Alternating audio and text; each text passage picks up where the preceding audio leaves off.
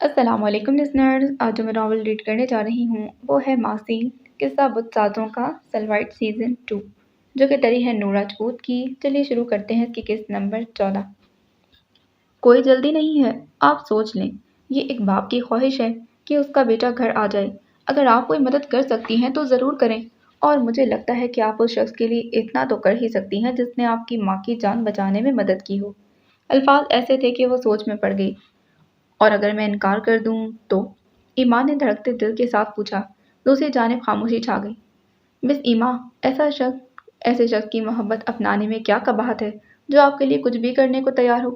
اور پھر میں آپ کو جواب دے رہا ہوں، فری کرنے کو نہیں کہہ رہا۔ ادم چاہے عام انسان ہے پر ماسیل تو نہیں۔ آپ کو کسی عام انسان کی محبت نہیں مل رہی، اور اگر آپ اسے محبت سے سیدھے راستے پر لے آئیں تو وہ آ جائے گا۔ میں کسی کا دل نہیں توڑنا چاہتی۔ دل تو آپ ویسے بھی توڑ چکی ہیں، اب تو اسے بس امید ہے کہ آپ اس کی زندگی میں آئیں گی اور سب ٹھیک ہو جائے گا۔ وہ جیسے پوری تحقیق کر کے بیٹھا تھا۔ ایمان نے اس کی بات سن کر گہرا سانس لیا۔ ماسیل کا چہرہ اس کے تصور کے پردے پر لہرایا تھا۔ میں آپ کو سوچ کر بتاؤں گی۔ وہ الجھن میں پڑ گئی۔ اسے ماسیل سے محبت نہیں تھی، نہ اسے فرق پڑتا تھا کہ ماسیل اسے محبت کرتا تھا یا نہیں۔ ہاں، پر اسے محبت کرنے والوں پر افسوس ہوتا۔ وہ کیسے اور کس کو بتاتی کہ وہ کیسا محسوس کرتی تھی؟ اسے گیموفوبیا تھا، وہ رشتے بنانے سے ڈرتی تھی، چاہے وہ دوستی کے ہوں، محبت کے یا پھر شادی، لیکن وہ یہ بات کسی کو بتا نہیں پاتی تھی۔ اسے فون پر بات کرتے دیکھ سلمیٰ بیگم نے اسے پکارا۔ ایمان، کس کا فون ہے اس وقت؟ سلمیٰ بیگم کی آواز واضح اور صاف تھی۔ دوسری جانب موجود شخص تک شاید یہ آواز پہنچ گئی تھی۔ ٹھیک ہے مسٹر جبیل، میں سوچ کر جواب دوں گی۔ میں کوشش کروں گی کہ آپ کا احسان اتار سکوں۔ اس نے جواب سنے بنا فون بند کر دیا۔ اب وہ کنپٹی سہلا رہی تھی، سر میں درد کی لہر اٹھی۔ یہ تقدیر اسے کس مشکل میں ڈال رہی تھی، وہ خود نہیں جانتی تھی۔ اسے یونیورسٹی کے پروجیکٹ کی پریزنٹیشن دینی تھی۔ جو اس نے تھیسس ورک کیا تھا، اس نے یونیورسٹی میں اپنے سپروائزر سے بات کر کے کچھ دن کی چھٹی لی تھی۔ اسے اسپین واپس جانا تھا، پر جانے سے پہلے اسے بہت سارے کام کرنے تھے۔ حمیزہ کا ایڈمیشن کروانا تھا، سلمیٰ بیگم کو ساری پریشانیوں سے آزاد کرنا تھا۔ اس نے اپنے پاکستان آنے کی خبر کسی کو بھی نہیں دی تھی، اور حیرت اس بات کی تھی کہ اسے ملنے کوئی آیا بھی نہیں تھا۔ کوئی کزن نہیں آئی تھی، یہاں تک کہ مہربانوں بھی نہیں۔ اس کے چچاؤں نے سارے تعلقات ختم کر لیے تھے۔ ایمان نے جب ماموں کے پسند کے رشتے سے انکار کیا تھا تب سے وہ سب کے لیے بری بن گئی تھی، اور سلمیٰ بیگم سے سارے رشتے داروں نے تعلق توڑ لیا۔ انہیں لگتا تھا ایمان اسپین جا کر ایک باکردار لڑکی نہیں رہی، اور اس میں سارا قصور سلمیٰ بیگم کا نکلا، جس سے اپنی اولاد قابو نہ ہوئی۔ یہ ساری باتیں مل کر سلمیٰ بیگم کو بیمار کرنے کے لیے کافی تھیں، پر یہ باتیں سلمیٰ بیگم اور حمیزہ نے ایمان کو نہیں بتائی تھیں۔ وہ جو مہینے بعد تھوڑے بہت پیسے بھیجتی تھی، سلمیٰ بیگم اسے گزارا کر لیتی۔ یہ سب جاننے کے بعد ایمان 2 دن سو نہیں پائی۔ وہ چپ چپ کر روتی رہی، کبھی بستر میں تو کبھی کچن میں۔ اسے سمجھ نہیں آ رہا تھا کہ وہ سب کچھ کیسے ٹھیک کر دے۔ اب اسے جانا تھا، اور اس نے سوچ لیا تھا کہ اپنی اسٹڈی مکمل کر کے ہی واپس آئے گی، اور اچھی جاب کر کے اپنی بہن اور ماں کو اچھی زندگی دے گی۔ وہ یہی سوچ رہی تھی، تب اسے لگتا تھا کہ وہ اکیلی نہیں، پر اب اسے پتہ چل رہا تھا کہ اس کی ماں کتنی اکیلی ہو چکی تھی، اور یہ سب ایمان سے برداشت نہیں ہو رہا تھا۔ اور پھر حشام جبیل کی باتیں، یہ سب اسے ذہنی طور پر پریشان کرنے کے لیے کافی تھا۔ ابھی بھی رشتہ داروں میں عجیب باتیں گردش کر رہی تھیں کہ آخر ایمان کے پاس لاکھوں کی رقم کہاں سے آئی جو اس نے اپنی ماں کا آپریشن بھی کروا لیا۔ جتنے منہ اتنی باتیں، اور وہ سب خاموشی سے سنتی رہی۔ اسے فرق نہیں پڑتا تھا، فرق پڑتا تھا تو اس بات سے کہ آخر سلمیٰ بیگم اس کے بارے میں کیا سوچتی تھیں۔ تم نے بتایا کیوں نہیں کہ تم پاکستان آئی ہو؟ یہ بینش تھی، بینش مستقیم، ایمان کی کلاس فیلو، اور ایمان بینش کو اپنا بہت اچھا دوست تصور کرتی تھی۔ اس لیے اسے جب پتہ چلا کہ ایمان پاکستان آئی ہے تو وہ اس سے ملنے چلی آئی۔ آنا تو تھا، پر حالات کچھ ایسے ہو گئے کہ مجھے کچھ یاد ہی نہ رہا۔ وہ دونوں اس وقت کیفے میں بیٹھی تھیں۔ ایمان سودا صرف لینے مارکیٹ آئی تھی۔ وہ میزو کو گھر سلمیٰ بیگم کے پاس چھوڑ کر اکیلی آ گئی تھی، اور تبھی اسے بینش کا فون آ گیا۔ وہ ملتان سے لاہور آئی تھی، اس کی یونیورسٹی بھی ختم ہو گئی تھی۔ لاہور آ کر جب اس نے ایمان کو فون کیا تو ایمان نے اسے پاکستان میں ہونے کا بتا دیا تھا۔ بینش نے فوراً ملنے کی ضد پکڑ لی، اور اس وقت وہ دونوں کیفے میں بیٹھی چائے پی رہی تھیں۔ تم تو ویلنسیا جا کر اور بھی خوبصورت ہو گئی ہو، وہ اسے دیکھ کے جا رہی تھی۔ ایمان اس کی بات سن کر جھیم سی گئی۔ اس نے گھر فون کر کے بتا دیا تھا کہ وہ تھوڑا لیٹ ہو جائے گی۔ ایسا کچھ نہیں ہے، ایمان نے مسکرا کر جواب دیا۔ کیسی طبیعت ہے آنٹی کی اب؟ अल्हम्दुलिल्लाह पहले से काफ़ी बेहतर हैं, ईमान ने चाय का घूंट भरते बताया था। अच्छा, ये बताओ वेलेंसिया में कोई मिला या अब तक सिंगल हो? वह शरारत से बोली। मिला था ना, ईमान भी मुस्कुराई। वाकई? कौन? बीनिश की हैरत से आंखें फैल गईं, उसे यकीन नहीं आया। अब्दुल, वो भी उसे तंग करने के मूड में थी। अब्दुल भाई? उसे यकीन नहीं आया। वही अब्दुल भाई। बीनिश को आज भी याद था, उसने एक बार ईमान को तस्वीरें सेंड की थी। ईमान उसके चेहरे के तासुरात पर हंस पड़ी थी। दुनिया में क्या सिर्फ एक ही अब्दुल है? ओह, मैं भी कहूँ, अब्दुल भाई वेलेंसिया कैसे पहुंच गए? बीनिश को जैसे सुकून का सांस आया। वैसे ना, उन्हें भाई कहने को ज़रा दिल नहीं करता। अगर वो इंगेज ना होते तो सच्ची मैं ज़रूर ट्राई करती। नहीं, बल्कि तुम्हारे लिए रिश्ता लाती, तुम उनके लिए परफेक्ट हो। वो अपनी धुन में बोले जा रही थी। उसे बहुत वक्त बाद कोई सुनने वाला मिला था और ईमान बस उसे सुन रही थी, खामोशी से। मुझे ज़रा शौक नहीं किसी की चीज़ लेने और रखने का, बिलाखिर उसने टोक दिया। अरे वो कोई चीज़ थोड़ी है, बीनिश ने मुंह बसोरा। उसे ईमान का यूं कहना बुरा लगा था। मुझे एक बात तो बताओ। ईमान एकदम ही संजीदा हो गई। उसे कुछ याद आ गया था। हाँ हाँ, पूछो। बीनिश भी मुतवज्जा हुई। तुमने बताया था कि तुम जबील ख़ानदान को जानती हो। ईमान की बात पर बिनिश चौंकी। वो जानती थी ईमान को आरजे बहुत पसंद था, पर उसने कभी उसके ख़ानदान में दिलचस्पी जाहिर नहीं की थी। फिर आज अचानक। बात क्या है? बिनिश ने उल्टा सवाल किया। वैसे ही पूछ रही हूँ, जनरल नॉलेज के लिए। उसने फौरन इरादा तर्क कर दिया और कुर्सी से पुश टिका दी। वो अपने राज बांटने और बताने की आदी नहीं थी। वो अपनी ज़ाती ज़िंदगी को खुद तक ही रखती थी। कहीं तुम वाकई अब्दुल भाई से तो नहीं मिल गई? बिनिश का अंदाज ऐसा था कि ईमान ने अपना सर पीट डाला। वो और उसका अब्दुल भाई, ईमान हमेशा ही तंग आ जाती थी। सीरियसली, मेरा तुम्हारे अब्दुल भाई से मिलने का कोई इरादा नहीं, ज़रा भी नहीं। वो उकता गई। अब्दुल के जिक्र से अब उसे चिढ़ होने लगी थी। जो उसके साथ वेलेंसिया में अब्दुल ने किया था वो कैसे भूल सकती थी। अब्दुल की वजह से उसका दोस्ती से दिल उठ चुका था। वो कभी कभी उसे याद आता था, बहुत याद आता। वो उसके रोने पर हमेशा उल्टा सीधा करके उसे हंसाता था, उसे खुश करता था, इसके लिए कोई ना कोई गिफ्ट लाता था। पर इन दिनों वो जितना रोई थी वो नहीं आया था, उसे शायद आना ही नहीं था। उदम ने जब होश की दुनिया संभाली तो खुद को दीनी घराने में पाया। वो 3 बहन भाई थे। एक बड़ा भाई था अबू ज़र जबील, दूसरे नंबर पर वो था उदम जबील और एक छोटी बहन, सिर्फ 1 साल छोटी, दाइमा जबील। उसने अपने बाप को हमेशा मोहब्बत करते देखा था।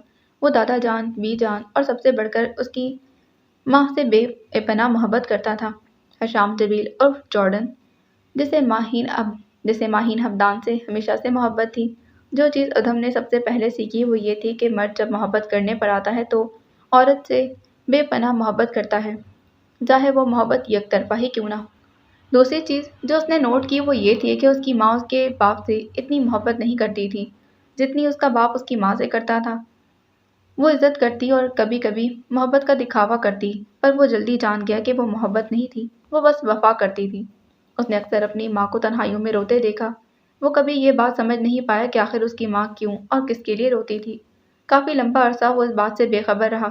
अक्सर वो अपने गम में इस कदर डूब जाती कि उनका ख्याल भी न रख पाती, और इसी बात का नुकसान और असर बहुत गहरा पड़ा था। औरत जब माँ बन जाती है तो उसकी जिम्मेदारी बढ़ जाती है, और अगर वो यहाँ औलाद की तरबियत में ज़रा सा भी चूक जाए तो फिर सारी उम्र खमियाजा भुगतना पड़ता है। ऐसी सूरत हाल में बीजान उन्हें संभालती थी। उसका बड़ा भाई समझदार था, उसे फ़र्क नहीं पड़ता था उसकी माँ क्या करती थी क्या नहीं। वो जल्द अपने पैरों पर खड़ा हो गया। लेकिन अदम हसास था, अपनी बहन से भी ज़्यादा हसास। वो अपने बाप को देखता था जो उसकी माँ को खुश करने की खातिर कुछ भी करने को तैयार था। उसे अपने बाप से ज़्यादा वजी मर्द और कोई नहीं लगता था। बड़े दादा, छोटे दादा और कोई नहीं। उसने नए नक्श अपने बाप से चुराए थे जो बिल्कुल भी मशरकी नहीं थे। अलबत्ता उसके बाल और आंखें सुरमई थीं जो उसे मशरकी बनाते थे। फिर उसने अपने बड़ों को लोगों के फैसले करते देखा। कहीं वो किसी पसंद की शादी के खिलाफ हो जाते तो कहीं किसी को सज़ा दी जाती थी। वो ये समझ ना पाया आखिर ऐसा क्यों होता था। उसकी छोटी बहन दाइमा माँ से करीब थी, जबकि वो बाप से करीब था। उसका भाई आज़ाद ख्याल और मजबूत आसाब का मालिक था। अक्सर वो बीजान के पास जाता और उनसे पूछता कि उनके ख़ानदान के लोग दूसरों के फैसले क्यों करते हैं, वो क्यों होते हैं, वो कौन होते हैं ये फैसले करने वाले। उसका जहन यही अटका रहता। वो बड़ा होने लगा। उसका बाप उसे मस्जिद ले जाता, अपने साथ नमाज पढ़ाता और वो ये सब खुशी खुशी करता। उसे सब अच्छा लगता था, नमाज पढ़ना, दुआ मांगना, پر جو پسند نہیں تھا وہ یہ کہ انسان انسان کو سزا دینے والا، اسے فیصلہ سنانے والا کون ہوتا ہے؟ اسے بڑی سی چا اسے اپنی بڑی سی حویلی میں اس وقت مزید تنہائی محسوس ہونے لگی۔ جبکہ بی جان اس دنیا سے چلی گئی تھی، وہ خود کو اکیلا محسوس کرنے لگا۔ وہ اسکول جاتا تھا، وہ 7ویں میں تھا جب اسے مجسمے بنانے کا شوق پیدا ہوا۔ وہ جو باتیں بی جان سے کرتا تھا ان کے جانے کے بعد کسی سے نہیں کر پایا، یہاں تک کہ اپنے باپ سے بھی نہیں، کیونکہ اس کا باپ زیادہ تر مصروف رہتا تھا۔ پھر ایک دن اس نے حویلی کے باغیچے سے کچھ مٹی اٹھائی اور اسے گوندھ کر چھوٹا سا بی جان کا مجسمہ بنا لیا اور اسے سکھانے کے بعد اپنے کمرے میں رکھ لیا۔ وہ اب بی جان سے باتیں کرنے لگ گیا۔ کچھ وقت گزرنے کے بعد اسے احساس ہوا کہ اسے بڑا مجسمہ بنانا ہے۔ یہ مجسمہ چھوٹا تھا اور پھر ایک دن اس نے باغیچے سے ایک بڑا سا مجسمہ بنا لیا۔ پھر یہ مجسمہ جب ضیاء جبیل یعنی کہ اس کے دادا ابو نے دیکھا تو غصے میں آ کر وہ مجسمہ توڑ ڈالا اور اسے ایسے کام کرنے سے منع کر دیا۔ ادم کو یہ بات ناگوار گزری، اسے یہ اچھا نہیں لگا، بالکل بھی نہیں، اور اب جان بوجھ کر الٹے سیدھے مجسمے بنانے لگ گیا۔ سب اسے منع کرتے پر وہ باز نہ آتا۔ ایک دن اس کے باپ نے جب منع کیا اور پیار سے سمجھایا تو وہ مان گیا۔ وہ ادم کو گاڑی میں بٹھا کر باہر لے گیا، اسے گھمانے پھرانے، سمجھانے۔ کچھ چیزوں کی ہمیں اجازت نہیں ہوتی ادم، تو ایسے کام ہمیں نہیں کرنے چاہیے۔ وہ بس خاموشی سے سنتا رہا۔ اس نے اب مجسموں کا پیچھا چھوڑ دیا تھا، البتہ نقصان یہ ہوا کہ اس نے اسکول میں عجیب و غریب لڑکوں سے دوستی کر لی۔ وہ 8ویں جماعت میں ہونے کے باوجود اپنے سے بڑی عمر کے لڑکوں کے ساتھ بیٹھ کر اسموکنگ کرنے لگا۔ اس کا بھائی پڑھنے کے لیے باہر چلا گیا۔ وہ اب گھر میں خاموش رہتا، لیکن کوئی نہیں جانتا تھا کہ وہ باہر کیا کرتا تھا۔ ایلیٹ اسکول میں پڑھنے کا اسے سب سے بڑا نقصان یہی ہوا کہ یہاں اسٹوڈنٹس کے پاس نشہ آور ادویات آسانی سے دستیاب ہو جاتی تھیں۔ ماں باپ کو فرق نہیں پڑتا تھا کہ ان کے بچے آخر کیا کرتے تھے، اس پر گھر میں توجہ نہیں دی جاتی۔ پھر وہ باہر کیا کرتا کوئی جان نہیں پایا تھا۔ جب وہ نہمیں ہوا تو اس کی زندگی یک دم بدل گئی۔ اس نے جو تصور بھی نہیں کیا وہ ہو گیا۔ جبیل خاندان سے ایک اور شخص اللہ کو پیارا ہو گیا۔ اس نے موت کو دیکھا، پھر سے دیکھا اور قریب سے دیکھا۔ وہ ساکت رہ گیا۔ آخر اللہ نے انہیں دنیا میں بھیجا ہی کیوں تھا؟ صرف تڑپنے اور پھر مر جانے کے لیے؟ اسے پہلی بار خدا سے شکوہ ہوا اور اسے سب کچھ برا لگنے لگا۔ اس دوسری موت نے اسے توڑ کر رکھ دیا۔ وہ اب حویلی آتا ہی نہیں تھا، زیادہ تر وقت گھر سے باہر گزارتا۔ اسے اس واقعے کے بعد دمہ ہو گیا۔ اکثر اس کا سانس اکھڑ جاتا اور اس کی حالت بگڑ جاتی۔ وہ ذہنی طور پر بہت آگے تھا، اپنی عمر کے بچوں کے لحاظ سے بہت آگے کا سوچتا تھا، پر جسمانی طور پر وہ زیادہ فٹ نہیں تھا، شاید اس لیے کہ وہ توجہ چاہتا تھا وہ اسے مل نہیں پائی تھی۔ اس کی ماں کو جب احساس ہوا تب دیر ہو چکی تھی، وہ اپنی راہیں بدل چکا تھا، اب اسے فرق نہیں پڑتا تھا۔ کبھی کبھی غفلت کی نیند چاہے 2 سالوں کی کیوں نہ ہو، وہ آپ کے اگلے 200 سال برباد کر دیتی ہے۔ جب غرور ٹوٹتا ہے۔ النور اکیڈمی میں سیشن کے لیے آنے والوں کی تعداد بڑھتی جا رہی تھی اور اس کی وجہ ہاتھ تھا۔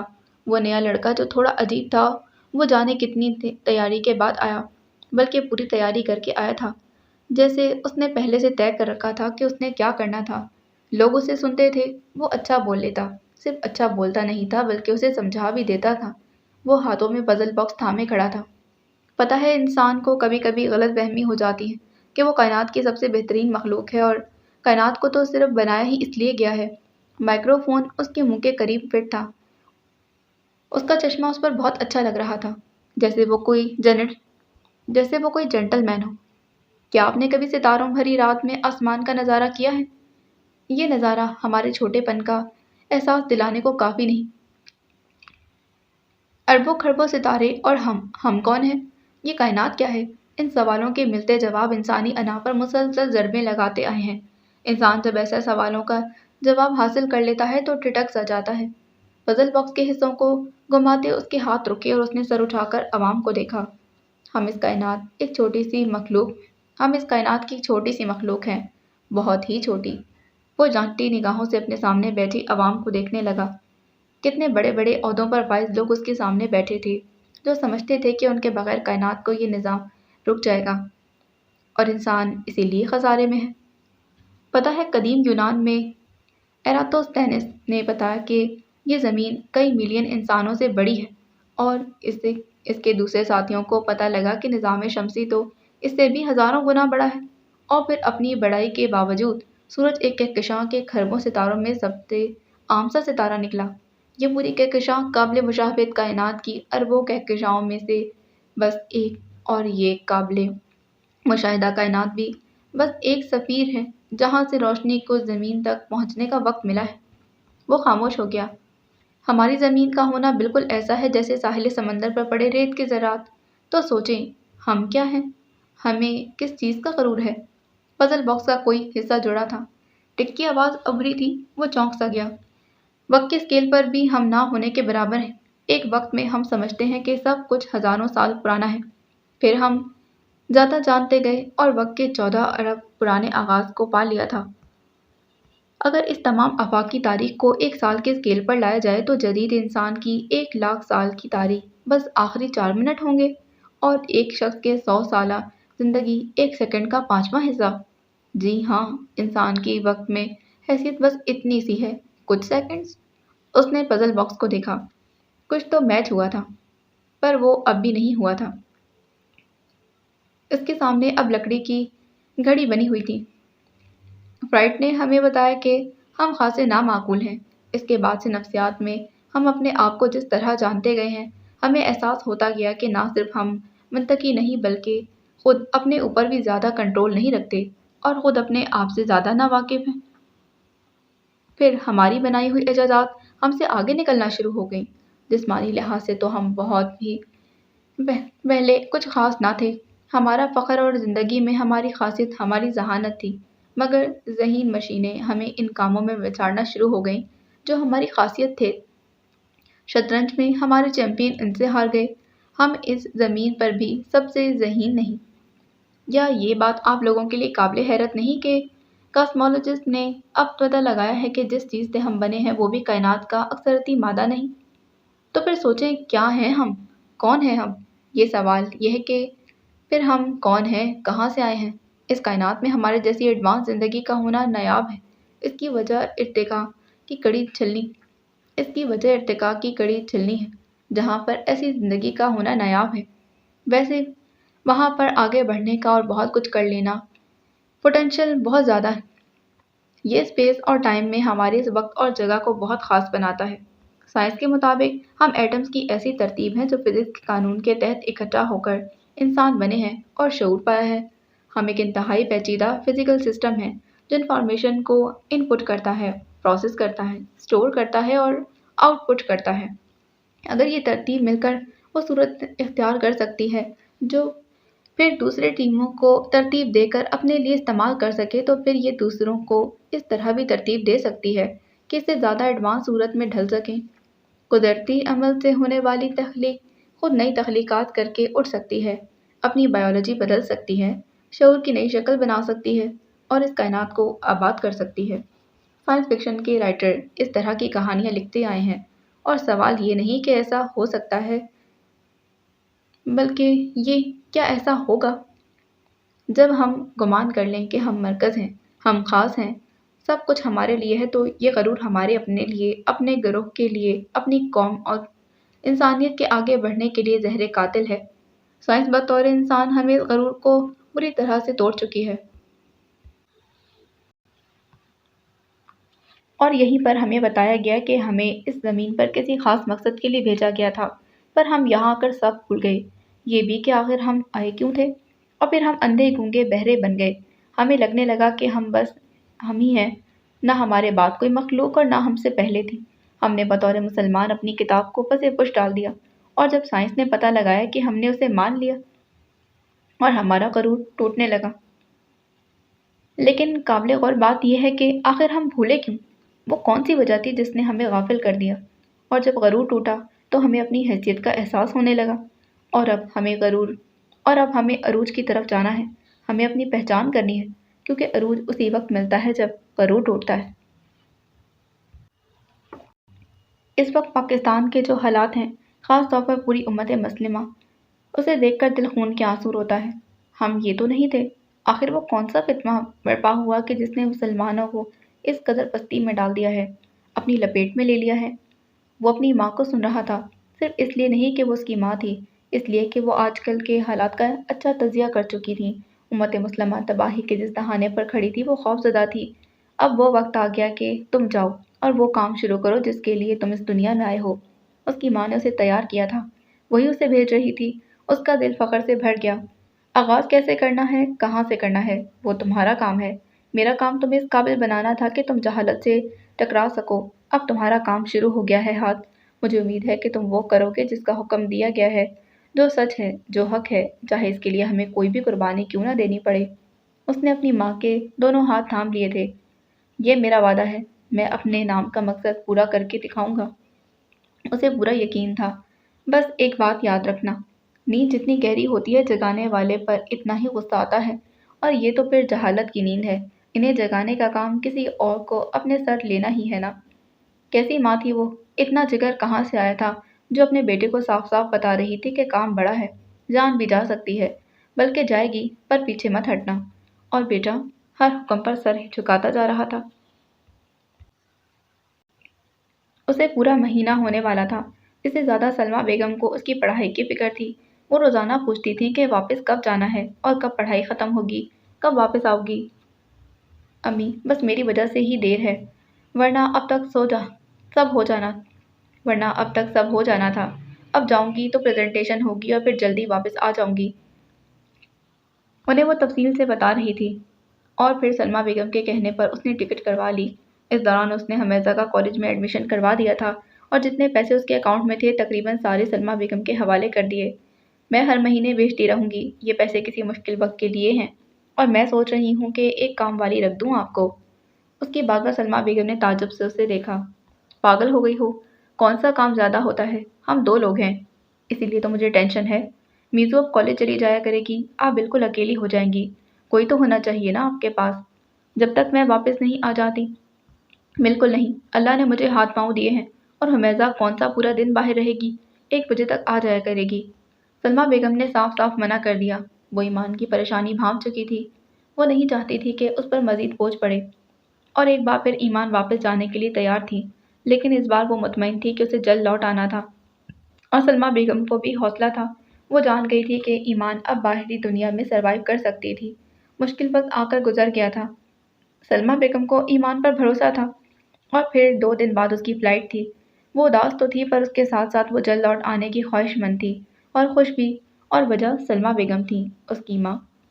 कोई लम्हा हो तेरे साथ का, मेरे उम्र भर को समेट दे, मैं पनाह बिका के सभी सफ़र इसी एक पल में गुजार दूँ। वो उसे नज़र आया। आज दूसरी बार उसने अपने सामने वक्त को थमते पाया। वक्त का रुक जाना और साथ ही दिल की धड़कन का भी कैसा होता है वो जान गई थी। वो अपने बैग लिए बाहर आ रहा था, जबकि ईमान हुमैदा और सलमा बेगम से मिलकर अंदर जा रही थी। आज उसकी फ़्लाइट थी। उसकी आंखें भीगी हुई थीं। अपनों को छोड़कर जाने की आज भी उतनी ही तकलीफ थी जितनी पहली बार हुई थी। उसने सलमा बेगम को खुद का ख्याल रखने का बार बार कहा। हुमैज़ा को भी तलकीन की थी कि वो अम्मी का ख्याल रखे। वो दोनों उसे जाते देख रही थी, जबकि ईमान के कदम साकित हो गए। वो रुक गई। वो हवा के झोंके की मानंद गुजर गया। ईमान का दिल किया यहाँ से ही पलट जाए। अब्दुल, वो ज़हरीला बड़बड़ाई थी, पर वो जा चुका था। उसने पलट कर देखा। उसे सलमा बेगम और हुमैज़ा खड़ी नजर आई थी, न माँ के लिए उसी की जानिब तकती हुई। वो एक पल था, और वो एक पल उसे फना कर गया था। वो अब कहीं नजर नहीं आ रहा था, और ईमान ने अपनी निगाहों को वापस फेर लिया। वो उसे ढूंढना भी नहीं चाहती थी। उसे ये हक नहीं था। उसे तो जाना था वापस। वहाँ कोई उसका मुंतज़िर था, और यहाँ उसकी फैमिली उसके लौट आने की मुंतज़िर थी। उसने अपने हाथों को लरसते हुए पाया, लबों की कंपकपाहट, पलकों की नमी। ये दिल भी कितना अजीब है, एक पल के अंदर आपकी हस्ती को, आपकी ज़ात के एतमाद को खाक में मिला देता है। उसे सीने के मकाम पर जलन का एहसास हुआ। फिर वो उनकी तरफ हाथ हिलाकर खुदा हाफिज करती पलट गई थी। ये उसकी दुनिया नहीं थी, उसका रास्ता नहीं था, उसकी मंजिल अलग थी। उसने हिम्मत की, उसका दिल एहतजाज करने लगा। उसने कदम बढ़ाया और दिल को कुचलती आगे बढ़ गई। वो रुक नहीं सकती थी। उसका सफ़र कब कैसे गुजरा उसे पता ही नहीं चला। दिमाग फ्रीज हो चुका था। पर जैसे ही वो एयरपोर्ट से बाहर निकली, सामने ही मासील को देखकर हैरान रह गई। उसने मासील को नहीं बताया था कि वो वापस आ रही थी। अलबत्ता रोज़ को बताया था, और रोज़ ने यकीनन मासील के पूछने पर उसे बता दिया होगा। ईमान को देख वो बेख्तियार उसकी जानिब बढ़ा था। Welcome back. उसके हाथ में फूल थे, जो उसने ईमान की जानिब बढ़ाए, जबकि निगाहें उसके चेहरे का तवाफ कर रही थीं, जिसकी आंखें रोने के बायस सूज चुकी थीं। शुक्रिया। उसने बेदहानी में फूल पकड़ लिए। सफ़ेद फूल मासील नहीं जानता था कि उसे कौन से फूल पसंद थे, पर वो सफ़ेद ले आया था। भला ईमान को सफ़ेदी के अलावा और क्या पसंद हो सकता था? वो तकरीबन उसे 1 महीने बाद देख रहा था। वो पहले से कमज़ोर लग रही थी, शायद अपनी माँ की वजह से। ईमान ने नज़र उठाकर उसे देखा, जो पहले जो पहले से उस पर निगाहें जमाए खड़ा था। बालों को सलीके से जमाए, सब जैतून रंग की शर्ट और स्याह पैंट पहने, स्याह स्नीकर्स के साथ वो बहुत ही फ्रेश लग रहा था। वो हैंडसम था, उसमें कोई कमी नहीं थी, पर न जाने क्यों वो ईमान के दिल तक नहीं पहुंच पाया था, अपनी तमाम तर कोशिशों के बावजूद। पहली बार ईमान ने उसे इतने गौर से देखा। उसे यकीन नहीं हो रहा था कि वो मासील ताबुत्साज ही नहीं बल्कि उदम जबील था। जबील खानदान का वारिस, जहानत विरासत में लेकर पैदा हुआ था। उसकी उलझी निगाहें मासील पर जमी थीं, जबकि जहन कहीं और अटका था। आखिर वो अपनों को छोड़कर यहाँ क्या कर रहा था? क्या वो जानता था कि उसका बाप उसके लिए कोई भी कीमत दे सकता था? मासील ने जब उसे खुद की जानिब यूं तकते पाया तो उसे ताज्जुब हुआ। Are you okay? वो मुस्कुराया। वो सटपटाकर नजरें झुका गई थी। वह गहरा सांस लेते चलने लगी। मॉम कैसी हैं अब तुम्हारी? वो साथ साथ चलते चलते पूछने लगा। ठीक है, अल्हम्दुलिल्लाह। सलमा बेगम का मुरझाया चेहरा उसकी आंखों के सामने उभरा तो उसके दिल में हवक सी उठी। वो बैग कंधे पर डाले एक हाथ से कैरी पकड़े चल रही थी। ये मुझे दे दो। मासील ने उससे कैरी का हैंडल पकड़ लिया था। वो उसे फिर से देखने लगी। उसे यकीन नहीं आ रहा था कि जबील खानदान का वारिस उस पर दिलो जान से मरता था। वो उलझी हुई थी, बहुत बुरी तरह से परेशान थी। तुम ठीक हो ना? वो फिक्रमंदी से पूछने लगा। उसे ईमान ठीक नहीं लग रही थी। उसके ऐसे पूछने की देर थी कि ईमान की आंखें लबालब आंसुओं से भर गईं और मासील को अपना दिल रुकता हुआ महसूस होने लगा। ईमान, क्यों रो रही हो? वो आंसू छुपाने की नाकाम कोशिश करते करते रो पड़ी।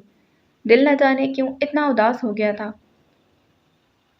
दिल कर रहा था सब छोड़ छाड़ कर दूर भाग जाए। मासील की जान पर बनाई थी। उसका दिल किया अपने करीब खड़ी ईमान को कहीं छुपा ले, दुनिया से दूर ले जाए, इतनी दूर जहां इस जालिम दुनिया के असूल ना हो, बंदिशें ना हो, कोई रुकावट ना हो। लेकिन वो हाथों में चेहरा छुपा कर रोने लग गई, रोती गई। देखो, अगर तुम चुप ना हुई तो मैं तुम्हें गले लगा लूंगा। वो जब बर्दाश्त ना कर पाया तो उसे बोलना ही पड़ा। और ये खाली धमकी नहीं थी, उसे किसी की परवाह नहीं थी, वो कर सकता था। उसकी बात सुनते ही ईमान जैसे होश में आई। उसने चेहरे से हाथ हटाकर मासील को देखा। ओह! वो नजरें फेर गया था। उसने बेसाख्ता सांस लेने की कोशिश की। पास खड़ी लड़की उसे मारने का पूरा इंतजाम रखती, जबकि ईमान ने अपने आंसू साफ किए। उसकी भीगी पलकें और सुर्ख नाक वो ताब ना ला पाया था। I am sorry. वो तेज तेज चलने लगी, जबकि मासील के लिए सांस लेना मुश्किल हो रहा था। क्यों? वो लड़की उसे इतनी अजीज हो गई थी। वो उसका कैरी थामे उसे दूर जाता देख रहा था। और फिर उसने अपना रुका हुआ सांस बहाल किया, उसके पीछे लपका। उसे पल पल रंग बदलती ईमान कभी समझ ना आई थी। वो काफ़ी सालों बाद उसके घर में आया वो काफ़ी सालों बाद इस घर में आया था। लाहौर का वो घर जहाँ उसके अपनों की काफ़ी यादें जुड़ी थीं। उसने यहाँ आने से पहले पाकिस्तान की एक बड़ी यूनिवर्सिटी से सेशन की बात की थी। वो ना कोई स्कॉलर था, ना मोटिवेशनल स्पीकर। वो सिर्फ नौजवान नस्ल से बात करना चाहता था। काफ़ी मुश्किलों के बाद उसे इजाज़त मिल गई थी। उसने बहुत सोच समझकर पहला कदम यूनिवर्सिटी से उठाया था। एजुकेशन सिस्टम और यंग जनरेशन दोनों तबाह हाल थे, और एक बार यूथ तक उसकी बात पहुंच जाती तो फिर आगे के मामलात खुद ब खुद तरतीब पा जाते। इंतज़ामिया का कहना था कि आज की नस्ल को किसी किस्म के सेशन में दिलचस्पी नहीं होती। उसने बस एक घुटना मांग उसने बस 1 घंटा मांगा। किसी ने तो शुरुआत करनी ही थी ना कहीं से। तो उसने अपने बल पर कोशिश शुरू कर दी। 2-3 घर छोड़कर सामने ही हमदान साहब का घर था, लेकिन वो वहाँ नहीं गया और अभी जाना भी नहीं चाहता था। उसने अपने आने की खबर किसी को नहीं दी थी। वो जिस मकसद के लिए आया था, उसे उस पर ही तवज्जो देनी थी, और वो उसके लिए ज़हनी तौर पर तैयार था। ईमान पहली बार उसकी गाड़ी में बैठी थी, शायद इसलिए कि वो ज़हनी तौर पर गैर हाजिर थी। वो वहीं कहीं एयरपोर्ट पर खुद को छोड़ आई थी, अपनी माँ और बहन की तकती निगाहों में। इस हवा के झोंके जैसे शख्स के पहलू में वो भूल आई थी खुद को। मासील ने उसका बैग गाड़ी में रखा और उसके लिए दरवाज़ा खोल दिया। वो गैर दिमागी से बैठ गई थी। उसने दूसरी जानिब बैठे ईमान को देखा। उसकी आंखें बंद थीं, वो सीट से सर टिकाए बैठी थी।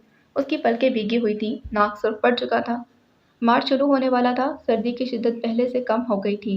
फिर भी उसकी नाक ज़रा सी ठंडी और फौरन सुर्ख हो जाती। उसने इस गहरा सांस अंदर खींचा और स्टीयरिंग पर हाथ रखते गाड़ी आगे बढ़ा दी थी।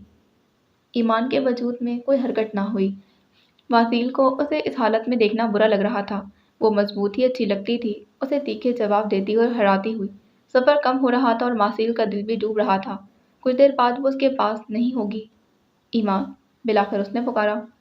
बोले, सुन रही हूँ। उसने आंखें खोली और गर्दन मोड़कर उसे देखा। मासील ने गाड़ी की रफ्तार आहिस्ता कर दी ताकि वो उससे बात कर सके। I am sorry. उसने ईमान की सुर्ख आंखों को देखा। उसे लगा ईमान उसकी वजह से रो रही थी। मैं आइंदा कभी बिना पूछे तुमसे मिलने नहीं आऊँगा। वो माजरत कर रहा था। ईमान ने गहरा सांस लिया और सीधी होकर बैठ गई। उसे अब अपने बेख्तियार होने पर गुस्सा आ रहा था। मैं आपकी वजह से नहीं रोई, उसने ईमानदारी से बताया। तो फिर? वो चौंका। बस हालात ही कुछ ऐसे बन गए हैं। अम्मी को छोड़कर आने का दिल नहीं कर रहा था। वो अब सामने देख रही थी, दिमाग कहीं और उलझा हुआ था। तुम स्ट्रांग हो, हमेशा ऐसे ही रहना। वो हौले से मुस्कुराया। मैं ही क्यों उधम? उसने अजीब से लहजे में पूछा। निगाहें अब भी सामने जमी थी। मासिल ने रुख मोड़कर उसे देखा। ईमान उसे बहुत संजीदा नजर आई। मतलब? वो समझा नहीं। आपको मैं ही क्यों पसंद आई? ये तो वो खुद भी नहीं जानता था। उसे क्या पता था? कुछ देर के लिए गहरी खामोशी छा गई। मुझे जवाब चाहिए, वो फिर से बोली। तुम वफादार हो इसलिए।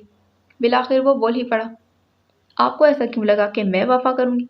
उल्टा सवाल उभरा। क्योंकि तुम मजहबी हो और मजहबी लड़कियां धोखा नहीं देती। और वो जाने क्या सुनना चाहते वो जाने क्या सुनना चाहती थी। और ये भी कि मुझे लगता है कि मैं तुम्हारी ज़िंदगी में आने वाला पहला लड़का हूँ। आज से पहले किसी ने तुम्हारी ज़िंदगी तक इतनी रसाई हासिल ना की होगी। उसे यकीन था और ये बात सुनते ही ईमान अजियत से आंखें मीच गई। और मैं यही चाहता हूँ कि मैं पहला और आखिरी रहूँ, और इसके लिए मैं कुछ भी करने को तैयार हूँ। ईमान ने रुख मोड़कर उसे देखा। हाँ, कुछ भी, उसने संजीदगी से जवाब दिया। ओल्ड टाउन आ गया था। ईमान ने गहरा सांस लिया। पर मैं तुम्हें रोते हुए नहीं देख सकता, और मैं ज़बरदस्ती तुम्हारी ज़िंदगी में भी नहीं घुसना चाहता। अगर तुम कहोगी तो मैं सब छोड़ छाड़ कर दूर चला जाऊंगा, बहुत दूर। ईमान ने हैरत से उसे देखा। मैं बहुत अजियत से गुजर रहा हूँ ईमान। मैं शायद मजीद नहीं सह पाऊंगा। क्या वो इतनी जल्दी थक गया था? ईमान जांचती निगाहों से उसे देखने लगी। क्या वो उसकी वजह से अपना सब कुछ छोड़ छाड़ कर जा सकता था? वो उलझन का शिकार था। क्या वाकई वो सच कह रहा था? गाड़ी रुक गई थी। ईमान ने सामने देखा तो वो अपने हॉस्टल पहुंच गई थी। मैं तुम्हारे जवाब का इंतजार करूंगा। वो अब ईमान की जानिब नहीं देख रहा था। बिना उसका जवाब सुने वो गाड़ी से उतरा। उसका कैरियर डिग्गी से निकाल दिया। ईमान भी गाड़ी से उतर आई थी। तुम मुझे अपनाने की कोशिश तो कर सकती हो ना? वो अब उसके सामने खड़ा था। ईमान कुछ बोल ना पाई, जैसे अल्फाज तलब कर लिए गए हों। उसने खामोशी से कैरी थाम लिया। फिर मासी उसी संजीदगी से गाड़ी में बैठा और उसे रिवर्स करते हुए हवाओं में उड़ता वापस ले गया था। ईमान ने उसे दूर तक जाते देखा। उसे अपने कंधों में खिंचाव महसूस हो रहा था। वो सफ़र से लौटी थी और उसे शदीद नींद आई थी। न जाने कितने दिन वो ठीक से सो नहीं पाई थी। वो बैग से चाबी निकालकर अपना कैरी थामते दरवाजे की जानिब बढ़ गई थी। विलियम की कहानी। अगले दिन 10 बजे वो अपनी मतलूबा यूनिवर्सिटी पहुंच गया था। वहां वो मतलूबा शख्स से मिला। कुछ देर स्टूडेंट्स को ऑडिटोरियम में इकट्ठा किया गया। स्टूडेंट्स बेजार थे, काफ़ी तादाद तो आई ही नहीं थी, जबकि कुछ स्टूडेंट सिर्फ इसलिए आ गए थे कि क्लास से बच सके। ऑडिटोरियम काफ़ी बड़ा था। वही जाने बैठा स्टूडेंट्स को आते देख रहा था। उसने जिस शख्स से रब्ता किया ये सेमिनार करने के लिए उसे ऐलान करने का कहा कि जो स्टूडेंट्स ऑडिटोरियम में नहीं आएंगे उन्हें क्लासेस लेनी होंगी। और फिर क्या था, ऐलान के फ़ौरन बाद ही ऑडिटोरियम तेज़ी से भरने लगा। वो चश्मा लगाए बैठा रहा, स्याह फ्रेम वाला चश्मा। कुछ देर बाद स्टेज पर माइक वगैरह सेट कर दिया गया। उसे यहाँ सेमिनार करने की इजाज़त सिर्फ इसलिए दी गई थी कि वो लंदन से अल-नूर अकेडमी का प्रोफेसर था। पहले पहल तो यूनिवर्सिटी की इंतज़ामिया को उसे देखकर यकीन ही नहीं आया। वो खुद उन्हें मास्टर्स का स्टूडेंट लगा था। जब स्टूडेंट्स बैठ गए तो स्टेज पर आया। डाइस रखा हुआ था और माइक अटैच था। एक माइक्रोफोन उसने अपने कान में जमा रखा था, जिसका छोटा सा माइक उसके मुंह के करीब था। उसने हाथ में छोटा सा पजल बॉक्स थाम रखा था। उसने एक नज़र हॉल पर डाली। फर्स्ट ईयर से लेकर पीएचडी तक के स्टूडेंट्स और प्रोफेसर उसके सामने बैठे हुए थे। उसके सामने स्टूडेंट्स बहुत ही बेजार थे, खास तौर पर लड़के जो अपने फ़ोन में घुसे हुए थे। बाकी आधी से ज़्यादा आवाम खास तौर पर लड़कियों से पुरशौक निगाहों से देख रही थी। उसकी ड्रेसिंग ही ऐसी थी। ये कौन है? कोई नया प्रोफेसर या फिर मॉडल? ये तो बहुत हैंडसम है, लगता ही नहीं पाकिस्तानी है। लड़कियों की सरगोशियां जारी थी। वो पेंट ड्रेस में था। कोट उसने उतार कर रखा और शर्ट के कफ होल्ड कर लिए थे। स्याह पैंट पर सफ़ेद शर्ट, सलीके से जमे बाल और उस पर ऐनक से झांकती उसकी चमकदार ग्रे आंखें। मैं अगर बताऊं कि मैं यहाँ किस मकसद के लिए आया हूँ तो आप लोग यहाँ से उठकर चले जाएंगे। मिलाकर उसने बोलना शुरू किया। उसके ब्रिटिश लहजे में पता चल गया था कि वो वाकई पाकिस्तान से नहीं, या फिर पाकिस्तान में रहता नहीं। वो कम्युनिकेशन के असूल जानता था। यहाँ पाकिस्तान में अगर वो उर्दू में बातचीत शुरू करता तो तवज्जो ना खींच पाता। वो जानता था पाकिस्तानी अवाम को मुतासिर करने के लिए इंग्लिश काफ़ी थी। लड़कियों की तवज्जो वो सिर्फ अपनी शख्सियत से खींच रहा था, जबकि लड़के अब भी अपने फ़ोन में लगे हुए थे। चंद एक उसकी जाने मुतवज्जा हुए। आम लहजे में बताऊं तो मैं यहाँ सिर्फ आप लोगों की सुनने आया हूँ। वो तमाम बातें जो आप किसी से कह नहीं सकते। उसने पजल बॉक्स घुमाते उन पर नज़र जमाते कहा। ये बात सुनते ही हॉल में बैठे स्टूडेंट्स हंसने लगे थे। पागल वागल लग रहा है, पता नहीं कहाँ से आ गया। लगता है मार्केट में कोई नया मोटिवेशनल स्पीकर आया है। काफ़ी लड़के बाकायदा अपनी जगहों से उठ खड़े हुए। उनका इरादा वापस जाने का था। लड़कियों नुमा लड़के, लंबे बाल, फटी हुई पैंटें, गले में पड़ी चेन, पाँचों से पैंट जमीन को छू रही थी। कुछ लड़कियां भी उठी थीं, रंग बिरंगे बालों वाली। उसने इतना फैशन लंदन में नहीं देखा था जितना यहाँ नजर आ गया था। कुछ लड़कियों को उसने अबाया पहने बैठे ही भी देखा, पर उनकी तादाद कम थी। कैसा कैसा हुस्न था जो सरे आम फिर रहा था। शलवार कमीज पहनने वाली लड़कियां, बाल खुले दुपट्टा गले में डाले बैठी थीं, निहायत हसीन तरीन लड़कियां। मैं लंदन में मैं लंदन से आया हूँ। मेरे दोस्त ने मुझे छोड़ दिया था। पता है क्यों? क्योंकि उसे मुझसे मोहब्बत हो गई थी, जबकि मुझे नहीं थी। उसकी निगाह दो लड़कों पर पड़ी थी जो एक दूसरे का हाथ थामे वापस जा रहे थे। उसका ये जुमला बोलने की देर थी कि वो दोनों रुक गए। अरे हाँ, वही मोहब्बत जो आजकल लड़कों में आम है और लड़कियां भी आपस में करती। वो अब इंग्लिश में वो अब इंग्लिश से उर्दू पर उतर आया था ताकि सब सुने। सबसे आगे बैठे प्रोफेसर की रोह में चहमगोइयाँ शुरू हो गई। वो ये कैसी बातें कर रहा था? मैं आप लोगों को अपनी कहानी सुनाता हूँ। इसके बाद आप लोग बताइएगा कि गलती किसकी थी, मेरी या विलियम की। अब की बार खामोशी छा गई। कुछ लड़के खड़े रह गए, कुछ वापस बैठ गए। मौजू उनकी दिलचस्पी का था, यहाँ वो खुद को रिलेट कर सकते थे, इसलिए बैठ गए। मैं कॉलेज में था जब मुझे विलियम मिला। मेरा कोई दोस्त नहीं था। मैं अपनी क्लास में सबसे कम उम्र लड़का था। मैं थोड़ा ज़हीन था। विलियम मेरी जाने मुतवज्जा हुआ। मैं अकेला बैठा था। वो मेरे साथ बैठने लगा। मुझे लगा मैं अच्छा लगता हूँ, और मैं वाकई उसे अच्छा लगता था। वो मुझे अपनी गर्लफ्रेंड बनाना चाहता था। वो हंस दिया। हॉल में भी दबी दबी सी हंसी गूंज उठी थी। कुछ मजहबी लोग भी बैठे थे जिन्होंने इस्तगफार कहा। कैसे कैसे लोगों को बुला लेते हैं। एचओडी गुस्से में थी। वो अब इंतजामिया को घूर कर देख रहा था। मैं जानता हूँ ये बात कुछ लोगों के लिए बुरी बात है, बेहयाई की बात है, जबकि कुछ के लिए नॉर्मल है। इन लोगों के लिए जिन्हें लगता है ये कोई जुर्म तो नहीं अगर आप सेम जेंडर से मोहब्बत करते हैं। वो सिचुएशन भांप चुका था, इसलिए फौरन बोला। फिर क्या हुआ? अचानक हॉल में किसी ने पूछा। वो हौले से मुस्कुरा दिया। विलियम ने मुझे बुलाया और प्रपोज किया। हॉल में खामोशी छा गई। उसकी नज़रें पजल बॉक्स पर जमी थी, जबकि तस्वर में माजी का वाकया किसी फिल्म की तरह चल रहा था। क्या आप दोनों अब साथ हैं? स्टूडेंट्स अब कनेक्ट हो गए थे। नहीं, उसने नज़रें उठाई। क्यों? वो जानने को बेचैन थे। पहली बार किसी ने इतनी हिम्मत की थी कि डाइस पर खड़े होकर इतने अवाम के सामने अपनी हकीकत बयान की। क्योंकि मैं मुसलमान हूँ, मैंने विलियम को रिजेक्ट कर दिया। मैं इस वक्त नहीं जान पाया कि उसके जहन में क्या चल रहा था। ये बात सुनने की देर थी कि कुछ स्टूडेंट्स बरहम हो गए। कुछ ने बाकायदा इंग्लिश में गाली दी। मुस्लिम मुस्लिम मुस्लिम, मुझे नफरत है इस लफ्ज़ से भी। ये इस्लाम हमें कभी चैन और सुकून से जीने नहीं देगा। एक लड़का उठ खड़ा हुआ था। उसके लहजे में नफरत के सिवा कुछ नहीं था। आगे की कहानी भी तो सुन लो। मिलाकर उसे बोलना पड़ा। इंतजामिया एचओडी को बता रही थी कि स्टेज पर खड़ा लड़का बहुत काबिल है। वो यकीनन कुछ अच्छा ही करने आया था। मैंने विलियम को इसलिए इनकार नहीं किया कि मैं मुसलमान था, बल्कि इसलिए कि क्योंकि मुझे लड़कों में दिलचस्पी नहीं थी। एंड आई थिंक ये हक सबको हासिल है कि वो अपनी मर्जी से रिलेशनशिप बना सकें। Right blue shirt? उसने उसी लड़के को मुतवज्जा किया जो कुछ देर पहले अपने गुस्से का इजहार कर रहा था। और ये उन दो लड़कों में से एक था जिन्होंने एक दूसरे के हाथ थाम रखे थे। सबकी नज़रें उस लड़के पर जमी थी। What's your name? उसने लड़के से पूछा। लड़के को माइक दिया गया। वो फिर से खड़ा हो गया। पहले उसकी आवाज़ पीछे बैठी आवाम तक नहीं जा रही थी। ज़ूबी, लड़के ने माइक में जवाब दिया। Okay Zubi, I know you are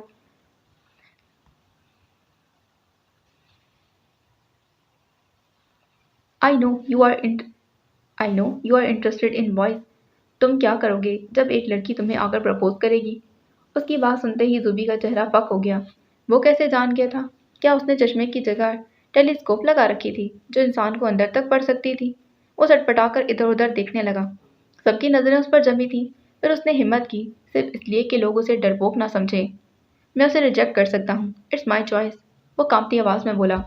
بالکل، میں نے بھی تو انکار کیا تھا، بٹ یو نو واٹ، کیا ہوا؟ اس نے تجسس بیدار کیا۔ سب اسے دم سادے سن رہے تھے۔ ایک رات ولیم نے مجھے کڈنیپ کر لیا اور اس نے یہ سب کیا۔ اس نے مجھے جلایا تاکہ میں ڈر کر اسے ہاں کر سکوں۔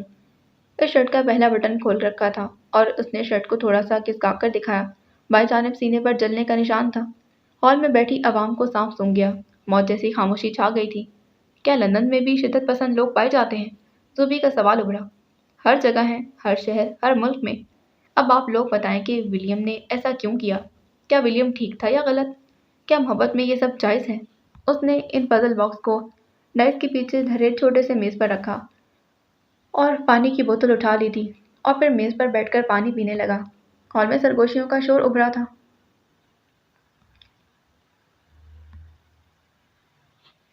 کوئی ولیم کو شدت پسند کہہ رہا تھا، کوئی اسے غلط کہہ رہا تھا، کوئی کہہ رہا تھا وہ ٹھیک تھا، کوئی کہہ رہا تھا کہ اس نے یہ سب محبت میں کیا۔ جتنے منہ اتنی باتیں، سب کا جواب الگ تھا۔ وہ پانی پینے تک انہیں دیکھتا رہا اور پھر اٹھ کر درمیان میں آ گیا۔ کون کہتا ہے کہ ولیم نے ٹھیک کیا؟ اس نے سوال پوچھا۔ ڈسکشن ایسی تھی کہ اب اسٹوڈنٹس آہستہ آہستہ اپنے ہال سے باہر نکل رہے تھے۔ ہال میں سے ایک ہاتھ کھڑا ہوا۔ اس نے مائک پکڑانے کا اشارہ کیا۔ اس لڑکے کو مائک دے دیا گیا۔ آئی تھنک ولیم کی غلطی نہیں ہے۔ انسان محبت میں اندھا ہو جاتا ہے۔ وہ اپنی محبت پانے کی پوری کوشش کرتا ہے۔ شاید وہ انجانے میں یہ سب کر گیا ہو۔ اس نے صاف گوئی کا مظاہرہ کیا۔ نام کیا ہے آپ کا؟ اس نے سوال پوچھا۔ دانش، لڑکے نے نام بتایا۔ دانش، آر یو مسلم؟ ایک اور سوال ابھرا۔ لڑکا خاموش ہو گیا۔ وہ کشمکش میں پڑ گیا۔ ڈونٹ وری، ڈرنے کی ضرورت نہیں، مذہب سب کا ذاتی معاملہ ہے یو نو۔ وہ ہنسا، طنزیہ ہنسی، پناہ کر دینے والی، باندھ لینے والی۔ میں بالکل جج نہیں کروں گا اور اس سیمینار کی ریکارڈنگ بھی نہیں ہو رہی۔ آپ کے پیرنٹس تک یہ بات نہیں جائے گی۔ اس نے پورا یقین دلایا۔ میں مسلمان ہوں، مسلمان گھرانے میں پیدا ہوا ہوں، پر مجھے اسلام نہیں پسند۔ I hate it now. جانے لڑکے میں اتنی ہمت کہاں سے آئی تھی، پر وہ جھجکتے ہوئے بھی سچ بول گیا تھا۔ وائی یو ہیٹ اسلام؟ وہ پوری توجہ سے دانش کو سن رہا تھا۔ اس میں کچھ بھی اٹریکٹیو نہیں، ذرا سا بھی نہیں۔ بس نماز قرآن کے علاوہ کچھ ہے ہی نہیں۔ نماز نہ پڑھنے پر بس یہی سننے کو ملتا ہے کہ جہنم میں جاؤ گے، جلا دیے جاؤ گے، وغیرہ وغیرہ۔ وہ تپا ہوا تھا۔ اس کی بات سن کر اسٹیج پر کھڑا وہ لڑکا جو کسی ساحر سے کم نہیں تھا، ہولے سے مسکرا دیا۔ دانش، کیا یہ تھوڑا عجیب نہیں کہ ہمارے انکار کرنے پر اللہ تمہیں جلانے کا کہتا ہے، اور اس لیے تمہیں اس سے نفرت ہے کیونکہ تم آزاد ہو، انکار کا حق رکھتے ہو، پھر بھی تمہیں جلایا جائے تو یہ غلط ہے نا؟ میں سمجھ گیا۔ پر ٹیل می ون تھنگ، میرے انکار کرنے پر ولیم نے مجھے جلایا۔ بے شک وہ یہ سب کرنے کے بعد رو پڑا اور اس نے مجھ سے معافی بھی مانگی، پر اس نے جلایا نا مجھے، تکلیف تو دی۔ پھر بھی وہ تمہاری نظروں میں ٹھیک کیسے ہو گیا؟ مجھے ایکسپلینیشن چاہیے۔ اور چہرے دھواں دھواں کیسے ہوتے ہیں یہ کوئی اب دیکھتا۔ کسی نے سوچا بھی نہیں تھا کہ ایسا ہوگا۔ اس نے کہاں سے پکڑا تھا؟ خاموشی اور گہری خاموشی، پورے ہال میں بس دھواں سا بھر گیا تھا۔ پوری رات وہ بس خاموشی سے سوچتی رہی۔ روز اسے ملنے کے لیے آئی اور پھر چلی گئی۔ رات کو لیٹ واپس آتی تھی، جبکہ ایمان اب تک حشام جبیل کی باتوں میں الجھی ہوئی تھی۔ وہ اس کنڈیشن میں نہیں تھی کہ اسے انکار کرتی، اور اقرار کرنا تو جانے جیسا تھا۔ دوبارہ حشام جبیل نے اسے رابطہ نہیں کیا، شاید وہ اس کے جواب کا منتظر تھا۔ ایمان نے جانے سے پہلے جاب کے لیے اپلائی کیا تھا اور آج اسے انٹرویو کا میسج آیا تھا۔ وہ آج تو جا نہیں سکی، البتہ صبح اسے بلایا گیا تھا۔ صبح اسے یونیورسٹی بھی جانا تھا اور انٹرویو دینے بھی۔ اب تو اس کا جاب کرنا اور ضروری ہو گیا تھا۔ اب اسے گھر والوں کا خرچہ اٹھانا تھا۔ وہ اسی کشمکش میں سو گئی۔ صبح اٹھی تو سر بھاری بھاری تھا۔ اسے اپنا وجود مزید تھکا ہوا محسوس ہوا۔ یوں لگا جیسے وہ سوئی ہی نہیں تھی، بلکہ پوری رات کام کرتی رہی۔ اس کے پورے جسم میں درد تھا، جسے نظر انداز کرتے وہ سب سے پہلے یونیورسٹی گئی۔ وہاں اپنے پروفیسر سے ملی۔ انہوں نے اسے پروجیکٹ کی تیاری کرنے کا کہا۔ آپ کا کام اچھا ہے، اس پر مزید محنت کریں۔ اگر آپ کا ریسرچ ورک پبلش ہو گیا تو آپ کو ایم فل میں اسکالرشپ مل سکتی ہے۔ پروفیسر نے اسے خوش کر دیا۔ اس نے محنت کی تھی اور اسے یقین تھا کہ محنت کا پھل بھی مل جاتا ہے۔ उसे अब अपनी प्रेजेंटेशन तैयार करनी थी। इसका 3 बजे इंटरव्यू था। 1 बजने वाला था। उसे भूख भी लगी थी। उसने एक सैंडविच और जूस लिया और जल्दी से यूनिवर्सिटी से निकल आई थी। फाइल उसके पास ही थी। अब वो इंटरव्यू देने जा रही थी। ट्रेन में बैठकर उसने सैंडविच खाया और इंटरव्यू की तैयारी करने लगी। मासील के मैसेजेस को उसने नज़रअंदाज कर दिया। उसका इंटरव्यू ज़्यादा ज़रूरी था। वो जिस कंपनी में इंटरव्यू देने आई थी, ये कंपनी सर्विसेज देती थी। कंपनी के 2 मालिक थे। एक सीईओ पाकिस्तान से था और इसका इंटरव्यू भी उन्होंने ही लेना था। स्टडी के अलावा क्या करती हैं? उससे आखिरी सवाल पूछा गया। राइटर हूँ, कॉलम्स लिखती हूँ। उसने पूरे एतमाद से जवाब दिया। कोई पब्लिश भी हुआ है क्या? अगला सवाल उभरा। ईमान की नज़रें बार बार भटक कर सामने मेज़ पर पड़े इस मैगज़ीन पर जा रही थी जो खुला हुआ था। इस सफ़े पर उसका कॉलम था। वो हौले से मुस्कुरा दी और मैगज़ीन की जानिब इशारा किया। व्हाट? सामने बैठे शख्स ने पूछा। ये जो कॉलम है, आप मेरे आने से पहले पढ़ रहे थे, ये मैंने ही लिखा है। सीरियसली? उसने हैरत से पहले ईमान और फिर मैगज़ीन को देखा। ये वेलेंसिया का मशहूर मैगज़ीन था और वो शख्स ईमान बिन्ते अब्दुल्ला नामी राइटर का हर कॉलम पढ़ता था, पर उसे अंदाज़ा नहीं था कि वो राइटर इतनी कम उम्र होगी। पर ये तो ईमान बिन्ते अब्दुल्ला का है। उम्मे ईमान, फादर नेम अब्दुल्ला शाह, कलमी नाम ईमान बिन्ते अब्दुल्ला। सर, ये मैं ही हूँ। वो हौले से मुस्कुराई तो सामने बैठा शख्स काफ़ी मुतासिर नज़र आया। वो 50-55 साला शख्स था जो पहले ही ईमान को सिलेक्ट कर चुका था, पर यह बात जानकर वो अब काफ़ी मुतासिर नज़र आ रहा था। क्योंकि सैलरी पैकेज बहुत ज़्यादा नहीं था, पर ईमान ये जॉब करने के लिए तैयार थी। उसने सबसे पहले ये खबर सलमा बेगम को दी और उसे यूनिवर्सिटी का भी बताया कि अगर रिसर्च वर्क पब्लिश हो जाता है तो उसे मज़ीद स्कॉलरशिप मिल सकती है। वो अब खुश थी। उसे लगा कि सब ठीक हो जाएगा। बाहर मौसम अबर आलूद था। उसने नूडल्स बनाए और सलमा बेगम को फ़ोन मिलाया। उसका बाहर जाने का इरादा नहीं था। जब तक मेरा रिजल्ट नहीं आ जाता, मैं इधर जॉब करूँगी और फिर वापस आ जाऊँगी। इसके बाद अगर मुझे स्कॉलरशिप मिलती है तो फिर मैं साल बाद भी ज्वाइन कर सकती हूँ। वो सलमा बेगम को बता रही थी। सलमा बेगम खुश थी। वो तो दिन रात ईमान की कामयाबी की दुआएं मांगती थी और सलमा बेगम से ही बात कर रही थी जब उसे किसी और का फ़ोन आने लगा। इस नंबर को देखा तो ये मार्था थी, मासील की असिस्टेंट। उसने कभी कभार काम के लिए ही ईमान को फ़ोन किया था, पर रात के इस वक्त और क्यों? वो थोड़ा हैरान हुई। उसने सलमा बेगम को खुदा हाफिज़ कहा और मार्था का फ़ोन उठाया। वो जा रहे हैं, सब कुछ छोड़ छाड़ कर, मिस्टर मासील, सिर्फ तुम्हारी वजह से। मार्था की आवाज़ ने उसके पैरों तले ज़मीन खींच ली।